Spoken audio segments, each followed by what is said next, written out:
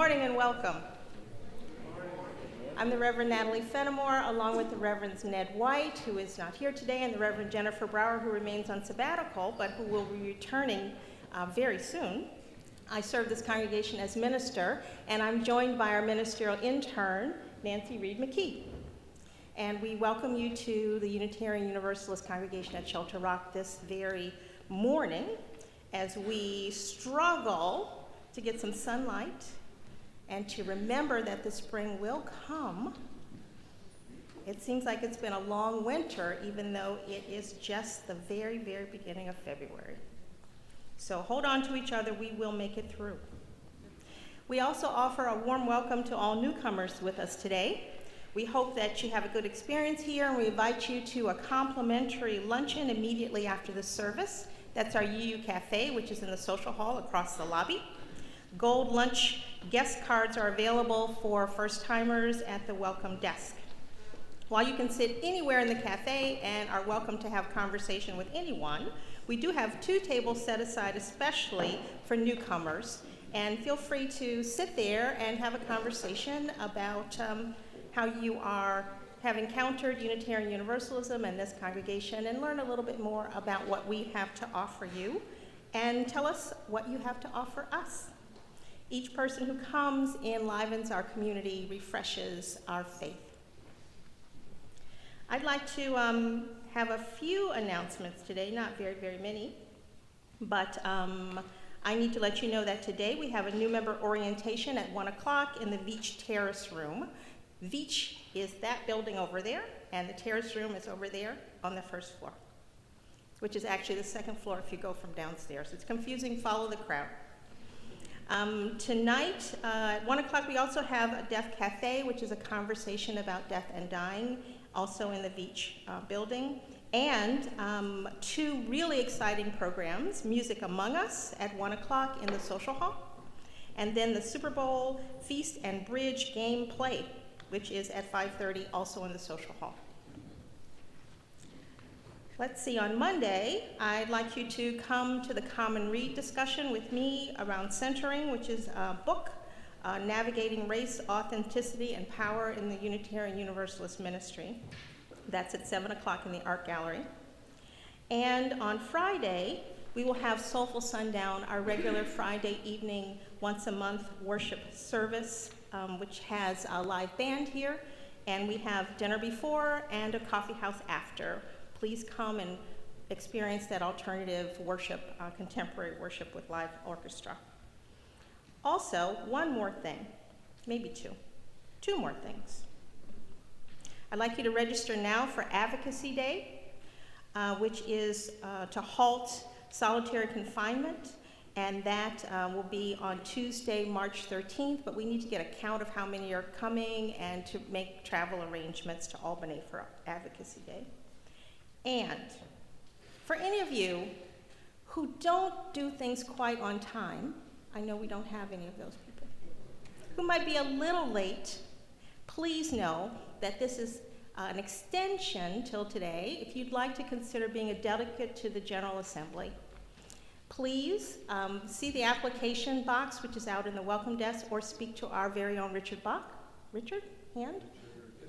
Yes, if you'd like to go to General Assembly. It's a great way to learn more about Unitarian Universalism. It's the gathering of all our congregations together, and it should be a great time. And so,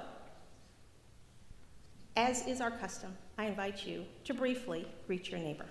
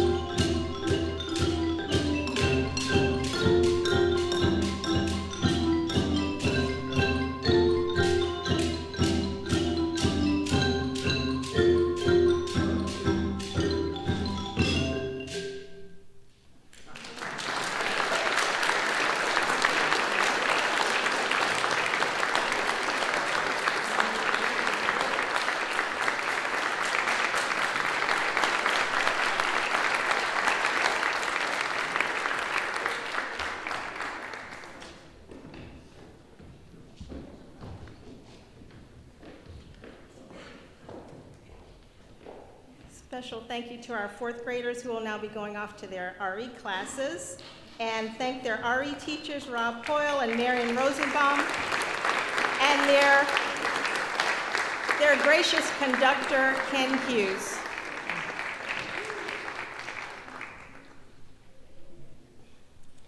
And now for our opening words. These are the words of Rumi. What is praised is one. So the praise is one too, many jugs poured into a huge basin. All religions, all this singing one song. The differences are just illusion and vanity. Sunlight looks slightly different on this wall than it does on that wall, and a lot different on this other one, but it is still one light. We have borrowed these clothes, these time and space personalities, from a light, and when we praise, we pour them back in. So may it be. Please rise in body or spirit to sing hymn number 128, For All That Is Our Life, in the gray hymnal. May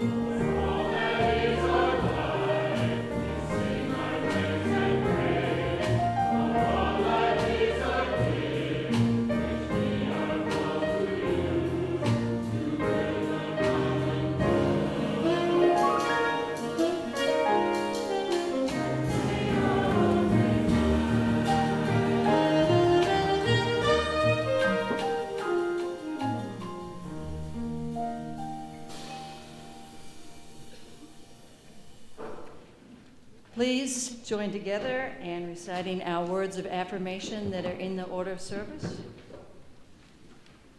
Love is the doctrine of this congregation. The quest of truth is its sacrament, and service is its prayer. To dwell together in peace, to seek knowledge in freedom, to serve human need, this do we affirm and covenant with each other.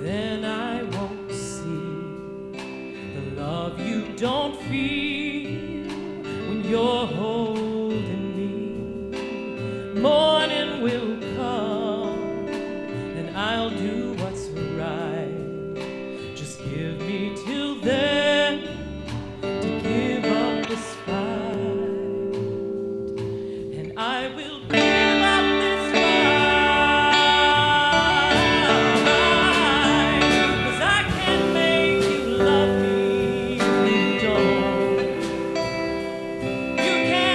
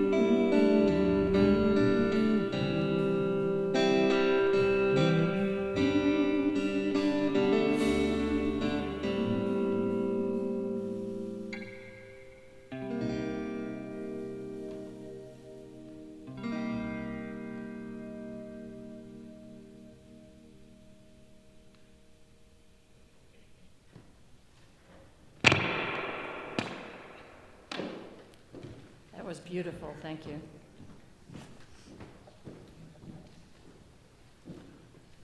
The purpose of this church, this congregation, is to encourage all who gather here to grow more generous in spirit and in action. We now take an offering that allows us to exercise our generosity of spirit, an offering that will support this congregation in the work we do together. The gifts of this congregation will be gratefully received. May the ushers come forward, please.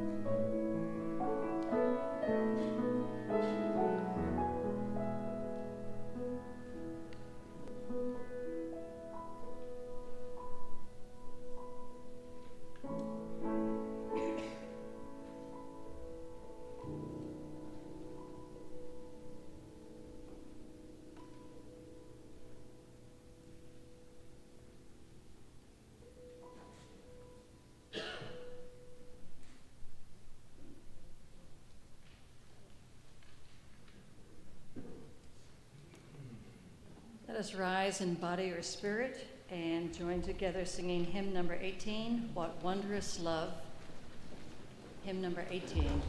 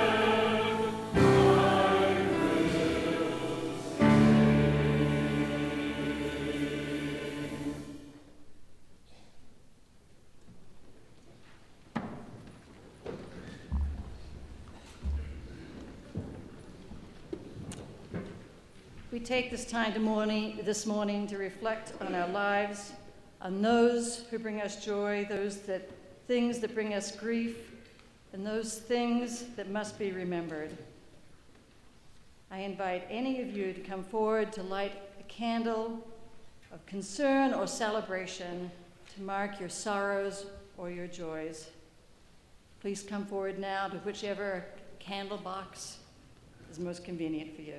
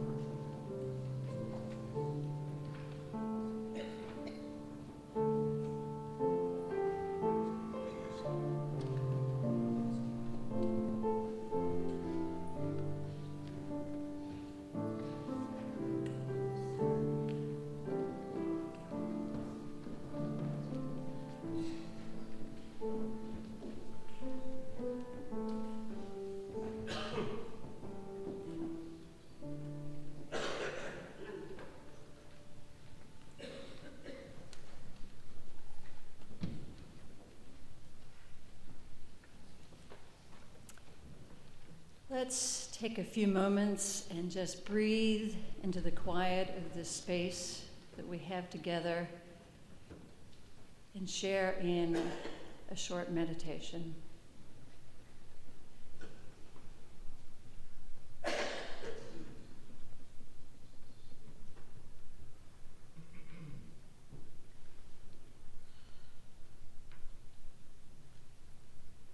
Spirit of love, Spirit of life, as we draw near to that quiet, essential side of ourselves, may we open enough to consider the sacred choices we make each minute, each hour, each day that add up to a lifetime. Let us become aware that here is the place to be reminded of the Spirit that abides in each of us and connects us. Here is a place to be rekindled with love. Into this space today, we bring our joys, the blessings, gifts, and gratitudes that stir our heart.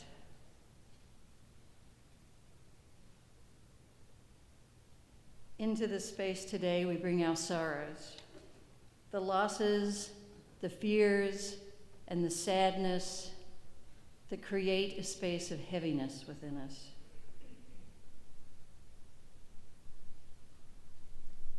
Today, particularly, we hold in our hearts the loss of Katie Schall's mother, Paula, who sat in this sanctuary here with us so often. We also hold Elizabeth and Charles Weinstein in our hearts as they mourn the death of Donna Seigman. Spirit of life, help us to hold each other in loving concern. Let us experience the beauty of your interwoven and intricate web that we might always embrace without reserve all those who life touches. May we all be blessed with the riches of the Spirit in moment upon moment of peace and serenity. Blessed be.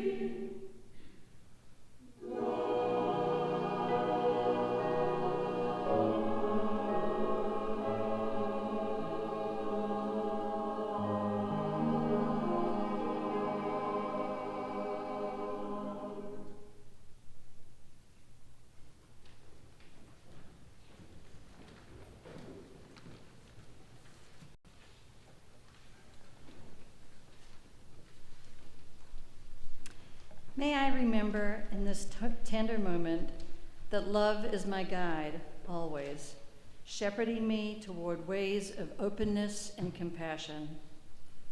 I have what I need, really, with love on my side, above me, below me, in front of me, behind me, inside every cell of me, love infused everywhere. Just when the weight of the world I inhabit threatens to drop me in place and press my hope down into the ground beneath me, love invites me to rest for a gentle while and leads the center of my soul to the quiet, still, restoring waters nearby that somehow I had not noticed. And so love quietly sets me once again on its tender and demanding path. Even when the walls close around me and the cries of death echo through untold corners, gripping my heart with fear and sadness, I know I know that all will be well, that I will be well, when love whispers near to me, glints at the corner of my eye, rests with gentle and persistent invitation upon my shoulders. Yes, love blesses me, even as the sources and symbols of my pain look on.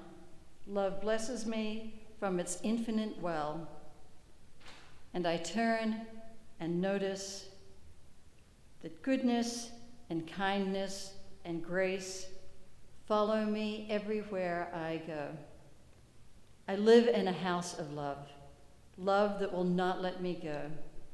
I live in a house of love and always will.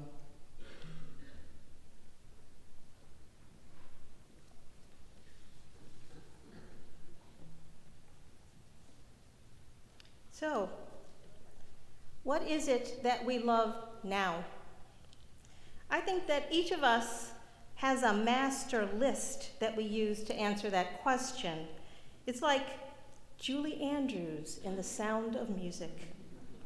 These are a few of my favorite things: raindrops on roses and whiskers on kittens, bright copper kettles and warm woolen mittens. We all have our lists, don't we? We might love chocolate or ice cream or broccoli. And today, some of us will especially love football.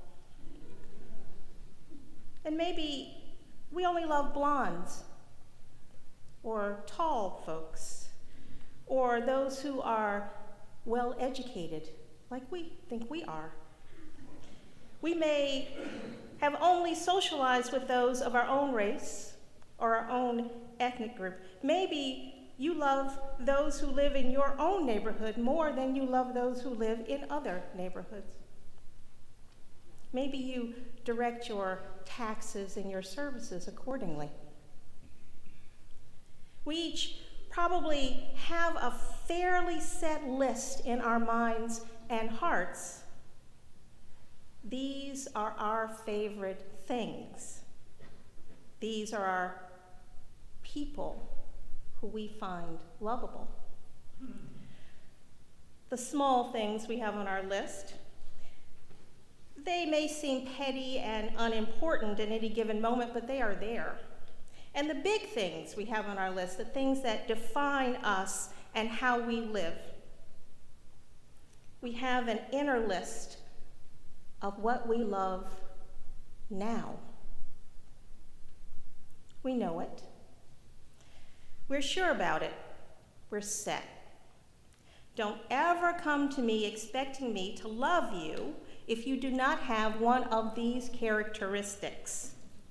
If you don't look like this or that, or sound like this or that, or believe this or that. I cannot see you in my life or in my world. I cannot begin to extend my circle of care to you unless. I believe that each of us has felt that way from time to time. We might be embarrassed about it, we might be ashamed of that feeling, but there it is in us from time to time. As individuals, we may move toward love relationships with other individuals who we find attractive or those we feel are appropriate matches for us. We look for those people who might make us feel comfortable, those who affirm us, who make us feel good about ourselves. And that is perhaps okay for us as people, as individuals, in one-on-one relationships. It can be limiting, but it's doable. Romantic love and one-on-one friendships have their own particular directions. They fulfill specific needs and desires. We may be crushed or elevated by the journeys our love relationships take us on. And this, we are here in celebration and in heartache together. But there is another love, that I want to talk about today.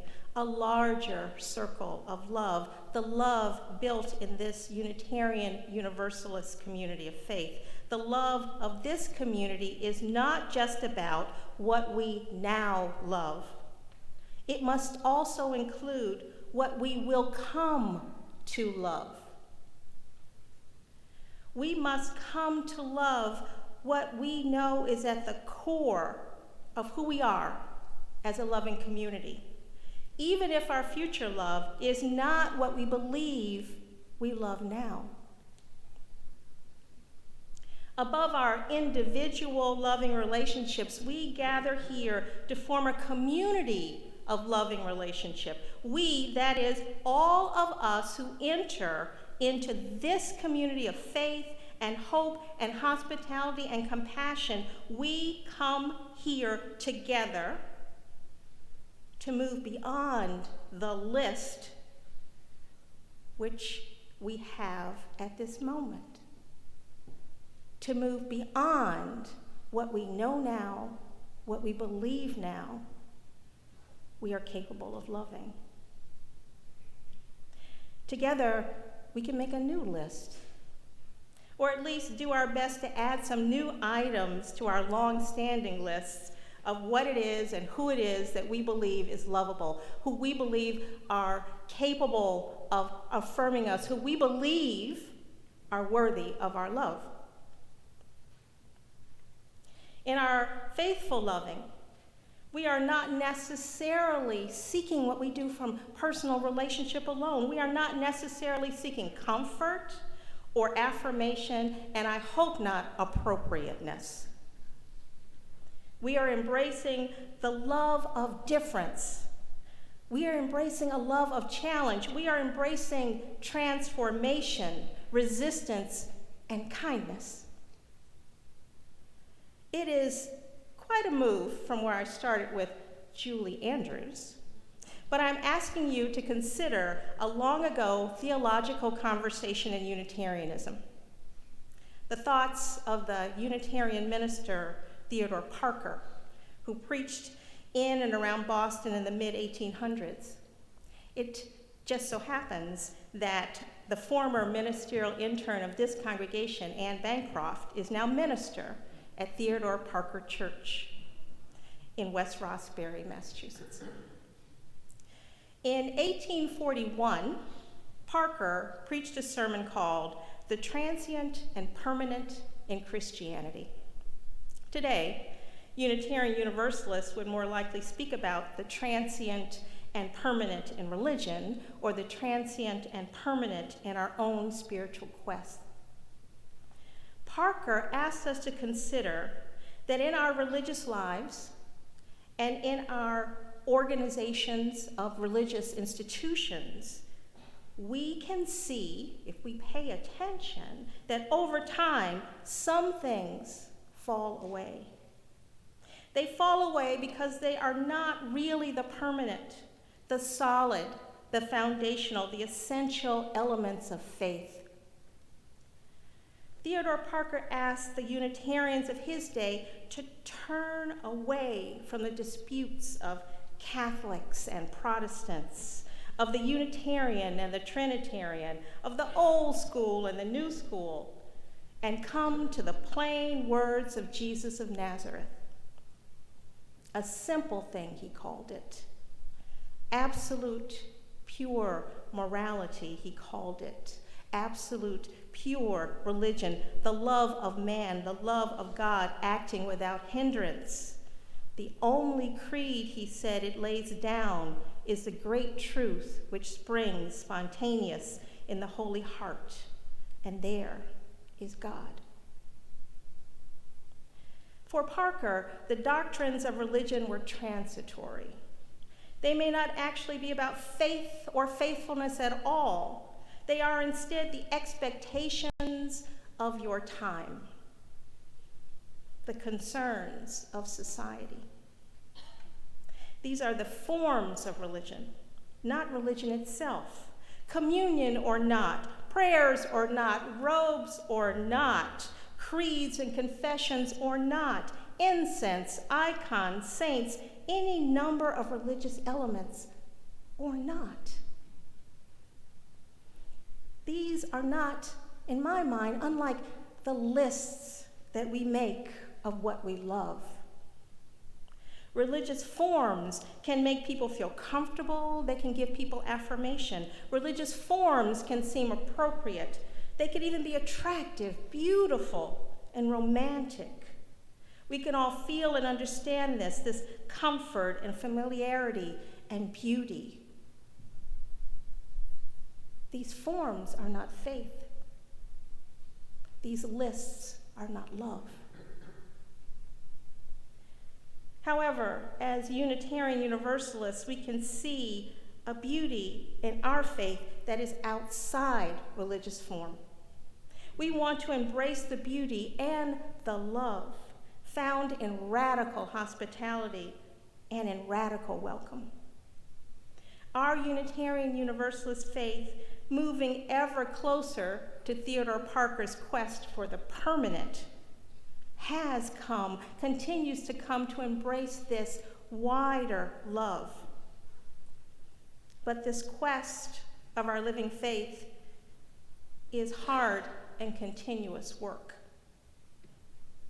We may never come to the place of Parker's imagination. So he was a person of great imagination. It's defined in his famous quote, and it is his quote. He said, "I do not pretend to understand the moral universe. The arc is a long one. My eyes reach but little ways. I cannot calculate the curve and complete the figure by the experience of sight. I can define it by conscience. And from what I see, I am sure it bends toward justice."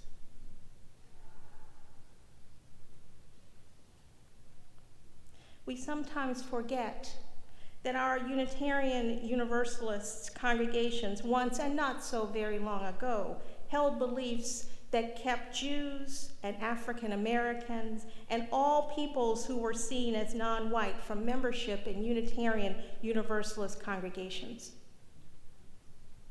It should be noted that you can find the actual date at which our congregations moved to change their bylaws to allow non-white membership. And our record on care and support for lesbian, gay, bisexual, transgender, and queer people in our congregations is not unblemished. We often pat ourselves on the back because we let people in the door. We pat ourselves on the back because, unlike many other denominations, we allow ministers who are gay, lesbian, bisexual, or transgender. But look carefully. We have a long way to go for true equity. There is this history, this long history of these groups, of these people, and others who have felt unloved and unwelcomed in our Unitarian Universalist communities. I know and have heard that here at Shelter Rock, there are those who feel unsupported, unwelcomed, and unheard because of their political party or their social views. We continue to search, to struggle for ways to bring all of us into the center, into our circle of care, respecting all our identities, all our points of view, learning to agree without being disagreeable. But today, there are those who feel they are not now who we love. Those that I talked about who feel too politically conservative to stand with the whole, who feel separated from the love of this community. And there are others who may also feel unloved and unlovable at this moment. Those who are fearful immigrants, or the frail elderly, or the homeless, or the mentally ill, or the young adult struggling to make a life on Long Island. Can we imagine building a community that includes these people? a community that loves them? Can our religious imagination grow to include those who we do not know or love now, but who may come here to be loved in the future? May we know that some of what we believe to be true about this faith community at this very moment is really only transient, only passing, and that some of it should be passing, should be transient, should be displaced. What we must give our permanent allegiance to is this much larger love that we are searching for, seeking to find and embrace. And this greater love may come to us by way of something or someone who is not yet here. We have to stay open to these angels who we may entertain unaware. We can try to open the heart of our community to those who might now be outside looking in. Yes, we love this community, and rightly so. We love this community now as it is, with us here, and rightly so. And yet, when this community is enlarged by something or someone new, we will find our way to loving that community as well, to being that community as well. We can embrace more love, for love itself cannot be transient. Love and welcome must be permanent here. Again, these are the words of Theodore Parker. An undue place has often been assigned to forms and doctrines, while too little stress has been laid on the divine life of the soul, the love of God, the love of man. Now, there can be but one religion which is absolutely true, existing in the facts of human nature and the ideas of an infinite God. That, whether acknowledged or not, is always the same and never changes, so far as man has any real religion, either the principles or the sentiment thereof, as far as he has that by whatever name he may call it. For strictly speaking, there is but one religion, as there is but one love. Amen. Please stand in body or spirit for our closing hymn, number 131, Love Will Guide Us in the Great Hymnal.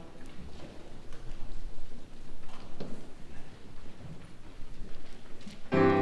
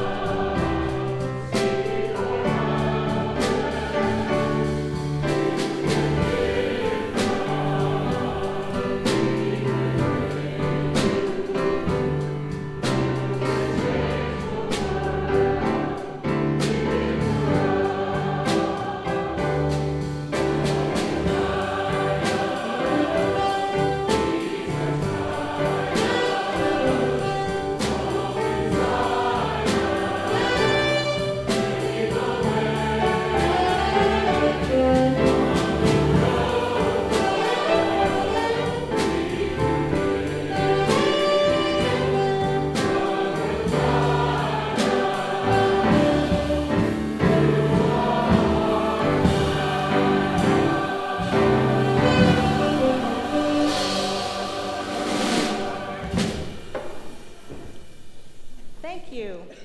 And so I would ask of you, as you make your list of what you love now, to add something on that you may love in the future. These are our closing words from the Reverend William Sinkford. Spirit of life and love, dear God of all nations, there is so much work to do. We have only begun to imagine justice and mercy. Help us hold fast to our vision of what can be. May we see the hope in our history and find the courage and the voice to work for that constant rebirth of freedom and justice. This is our dream. Amen.